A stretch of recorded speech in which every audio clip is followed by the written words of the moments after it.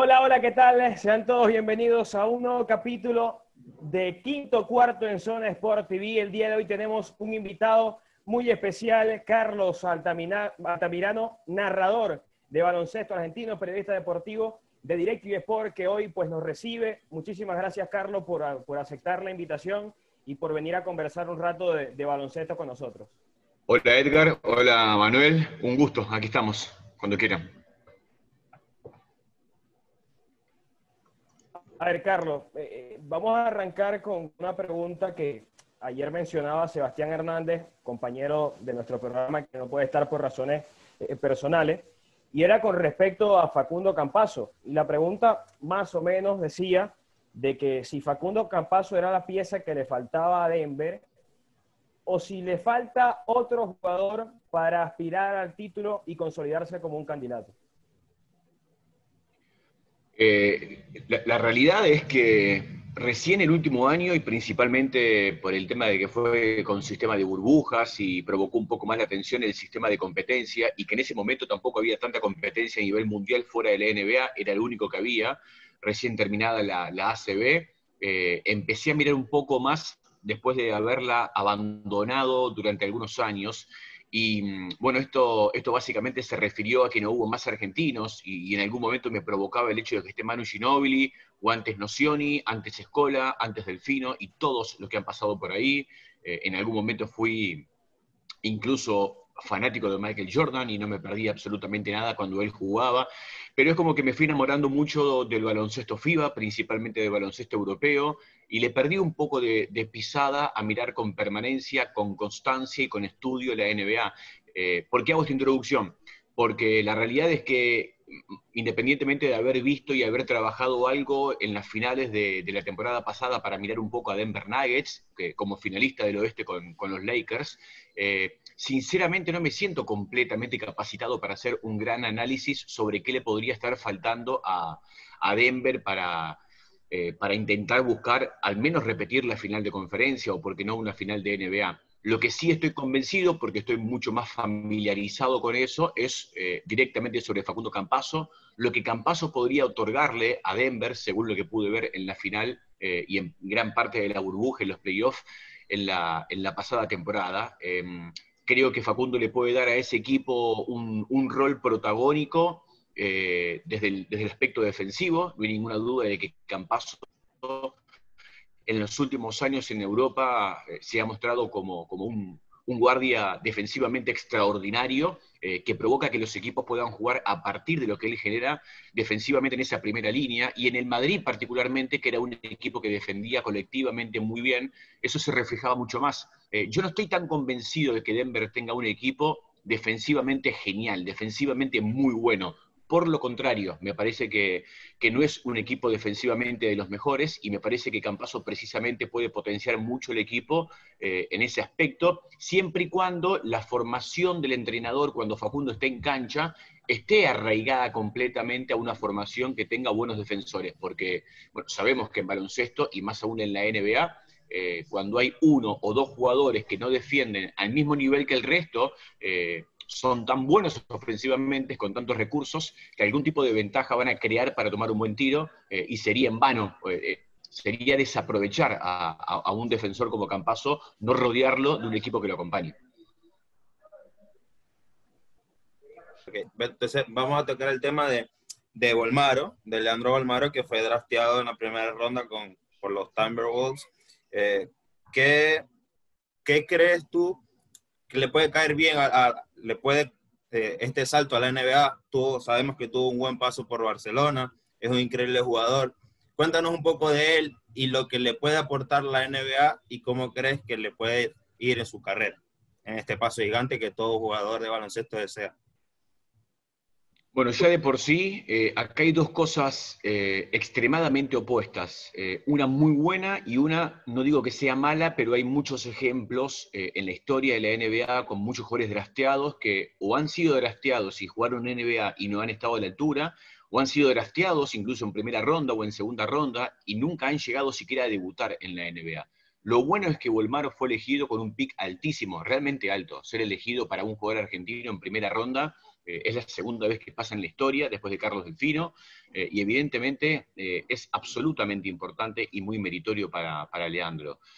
Por otra parte, todavía no es parte del roster, se va a quedar una temporada entera, a cerrar esta temporada tanto del ACB como de la Euroliga en Barcelona, y hasta que no termine y vean su evolución, o si ya está listo para ir a Estados Unidos, no necesariamente para jugar en NBA, sino tal vez para incorporarse al equipo de la G-League. Bueno, por ahora no sabemos si va a ser así. Así que bueno, estamos con esos dos polos. Por un lado, la gran noticia de que fue seleccionado en un puesto alto y tienen confianza sobre su evolución y sobre su talento. Y por el otro, estamos en la expectativa en los próximos meses, mínimo medio año más por delante, para saber si finalmente va a viajar a Estados Unidos. Yo sí estoy convencido de que Bolmaro nació para jugar al baloncesto. Es muy parecido en ese sentido a Vildosa.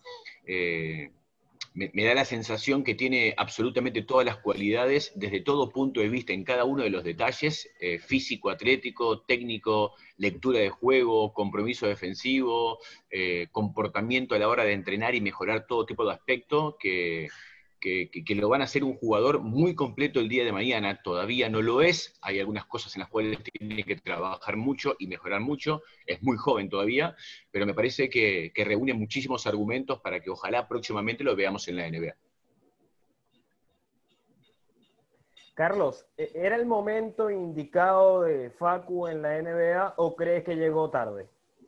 No, para nada es tarde. Yo estoy completamente convencido de que Facundo es NBA mínimo hace 3 años, cuando Argentina fue a Río de Janeiro, clasificando de una forma inolvidable, primero en México, en el DF en el 2015, Facundo ya era el dueño del equipo, y en el 2016 se potenció porque él ya estaba jugando a un nivel altísimo y en ese equipo estaban Chapu Nocioni, estaba Manu, estaba Escola, estaba Delfino, había muchos jugadores con mucha historia y sin embargo se notaba que el equipo era de él, el dueño de Argentina era él. Me parece que ya desde ese momento, incluso Campazzo jugando un primer tiempo espectacular contra Estados Unidos en el cruce que elimina a Argentina en Río de Janeiro, jugándole de igual a igual a todos los guardias y a todos los perimetrales de Estados Unidos, incluso en muchos momentos luciéndose. Yo creo que en ese momento quedó clarísimo que Facundo Campazzo ya era NBA, y el único motivo por el cual no jugaba la NBA era por un tema de mercado, por su cláusula de salida en el Madrid, o porque en Estados Unidos no apostaban en ese momento por un jugador como Campazzo, tal vez porque había otros tantos, y preferían en la apuesta económica invertir por otro lado. Pero no me parece que sea tarde, al contrario, creo que es completamente oportuno. Se da una situación extremadamente particular. Campazzo va a ser rookie en la NBA y sin embargo es, en este equipo de los Nuggets, uno de los jugadores más veteranos. Ya está cerca de los 30 Campazzo. Y si bien tiene una vida útil de una década más por delante, por cómo se va extendiendo con el paso del tiempo la carrera de los jugadores y más conociendo cómo aprendió a cuidar su físico Campazzo, me parece que si bien tiene mucho recorrido por delante y ojalá sea con mucho más de 2 años en la NBA, no deja de ser un veterano que a la vez va a ser un rookie. No sé si se acuerdan de Pablo Prigioni, pasó algo muy similar. Prigioni fue a los 30 y pico a la NBA, 33 o 34, luego de 15 años jugando en el máximo nivel en Europa. Así que, bueno, vamos a ver cómo le va, pero le tengo mucha fe. Sí, sí. Bueno, Carlos, hablaste con él. Sí, ya, dale, te habíamos perdido. Disculpa, Manuel, porque Carlos tuvo la oportunidad de hablar con Facundo y él básicamente te decía que hace una semana, para ponerlo por ejemplo, estaba jugando en el Real Madrid y la semana que viene va a tener que defender a Stephen Curry, por ejemplo.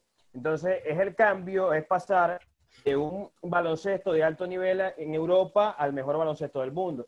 ¿Tú crees que se vaya a adaptar rápido? Y él te dijo una palabra, si no me equivoco, textualmente era así, que él va a chocar o quiere chocar contra esa pared para hacerse mejor jugador de baloncesto en ese caso.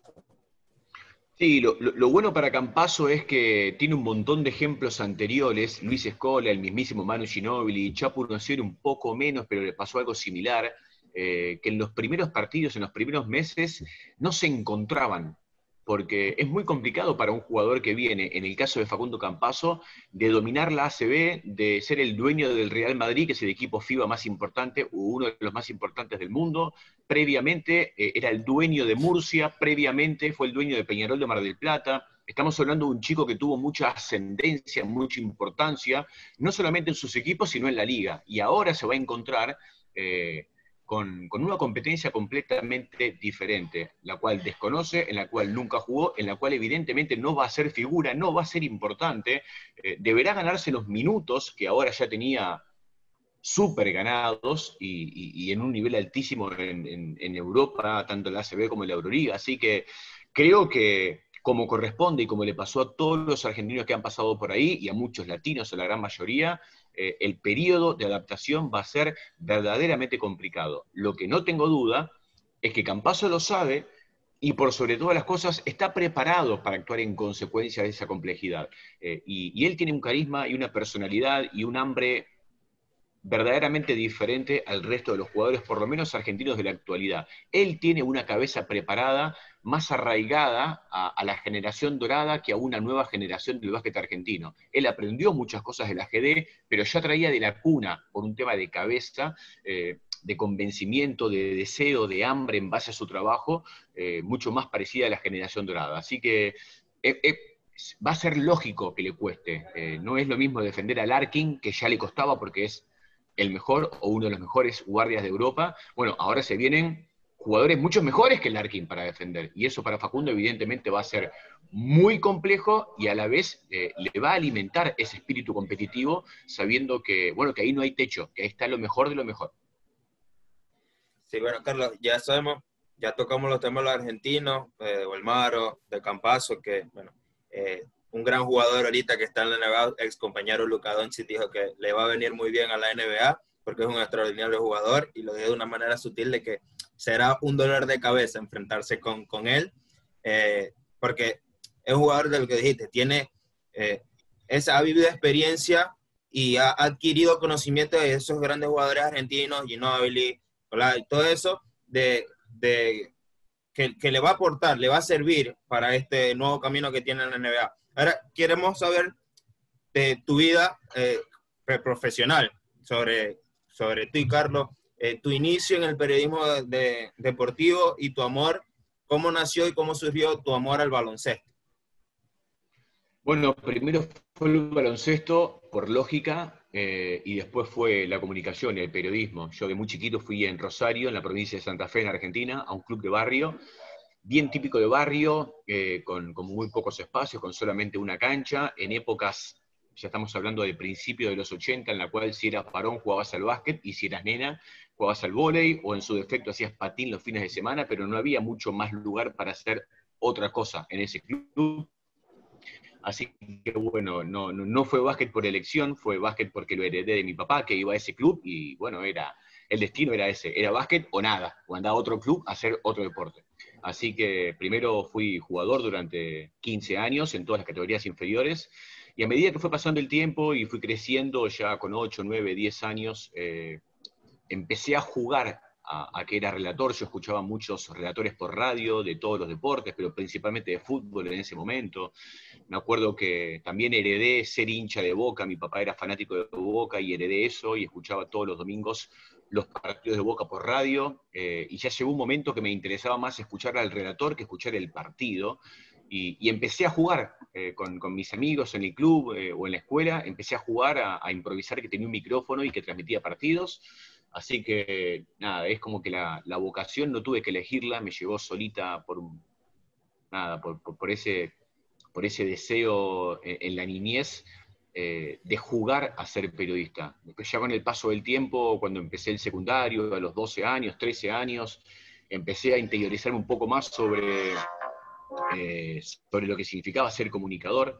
Ya no solamente escuchaba relatores, sino también que miraba a conductores de televisión, y nada, empezó a ser un poco más abarcativo. Así que nada, insisto, primero fue pasión por el baloncesto, jugándolo de muy chico, y después empecé a jugar, a relatar, y ya me encariñé mucho con eso.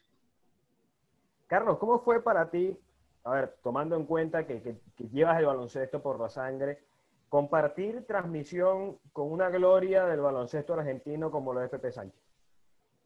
Hermoso, hermoso. Fue, porque lamentablemente China fue su último torneo en DirecTV, pero bueno, al principio no lo podía creer. El 2013 fue el primer año que Pepe se sumó a DirecTV y pensé que iba a ser solamente un torneo, y que fue el premundial de Caracas en el 2013. Y después, por suerte, firmó un contrato mucho más largo y terminamos haciendo desde el 2013 hasta el 2019 muchos torneos, muchos viajes, muchas conversaciones. Quedamos con una relación muy linda de amistad, de mucha confianza. La realidad es que cuando me enteré que Pepe se iba a sumar a la transmisión, imaginé que iba a exprimirlo basquetbolísticamente, que le iba a sacar muchas cosas del juego para aprender en mi rol como periodista especializado en baloncesto, y la realidad es que eso pasó, pero lo más lindo y lo más grato es que aprendí muchas más cosas de la vida. Me han quedado muchas cosas, muchas enseñanzas de Pepe sobre cosas de la vida que puntualmente sobre el básquet, así que nada, celebro y le agradezco a la vida que me haya dado semejante posibilidad. ¿Y cómo fue esa experiencia en China? Porque, a ver, el Mundial fue en China, una cultura totalmente distinta. Ir a relatar baloncesto en Argentina, te digo que me levantaba temprano a ver los juegos de Argentina, principalmente para escuchar tus narraciones, y una me quedó prácticamente en la cabeza y no saldrá más, y en un ratito te la voy a tocar. Pero ¿cómo fue esa experiencia de estar en China? Estaba Pablo Viola, Bruno Bain, Panchi Blavia, pero principalmente, ¿cómo fue para ti estar allí, tener que relatar un mundial en China, tomando en cuenta el cambio de horario, la cultura y todos esos temas que son un poco difíciles? Fue una experiencia enriquecedora en un montón de cosas y compleja también, porque si bien yo había estado el año anterior, en el 2018, en febrero del 2018, había estado en Beijing, en China, un par de días para entrevistar a Luis Escora, y después me hice una escapada hasta Japón para visitar a Julio Lamas. Había sido un periodo muy corto, fue una semana ese viaje, y la Copa del Mundo fue casi un mes en diferentes provincias de China, en diferentes lugares. Y bueno, fue profesionalmente espectacular, porque encima el hecho de que seamos argentinos y más allá de hacer toda la Copa del Mundo para DirecTV, teníamos cierta trascendencia sobre la selección argentina como periodistas argentinos. El hecho de que Argentina haya jugado el Mundial que jugó, evidentemente, hace que la experiencia sea mucho más rica y completamente inolvidable. Pero bueno, también tuvo su momento de complejidad por temas alimenticios, por temas de idioma, porque no es fácil recorrer las provincias, es un país gigantesco. Nada, fue muy difícil estar un mes entero en China por un montón de cosas, así que la pasé muy mal en muchas cosas fuera de la profesión, y fue inolvidable el trabajo en sí. Carlos, queremos saber de todos los eventos que tú has cubrido, ¿con cuál te quedas? ¿Cuál ha sido el más especial y el por qué? Mira, me quedo con este evento, este mundial, este olímpico, porque me llenó tanto, no sé, la presentación argentina, un increíble nivel basquetbolístico, por ejemplo.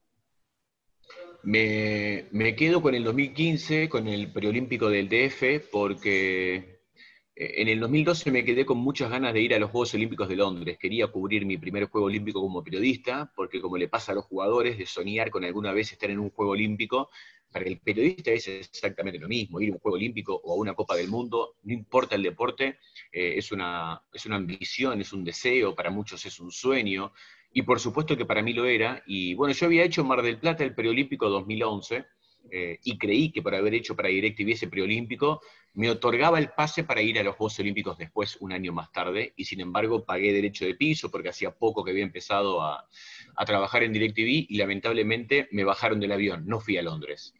Recuerdo que me dolió muchísimo, estuve fácil un mes en coma emocional, sostenido por mi mujer, por mis hijos, por mis padres, por mis amigos, porque sinceramente la pasé muy mal, estuve malhumorado y muy triste. Y bueno, cuando llegó el 2015 y ya llevaba varios años en la empresa, ahí sí que estaba convencido de que si Argentina clasificaba e iba a Río de Janeiro, era mi momento, porque yo ya estaba como relator principal, ya estaba narrando todos los partidos de Argentina, ya estaba como el relator de los partidos de Argentina, independientemente de la competencia.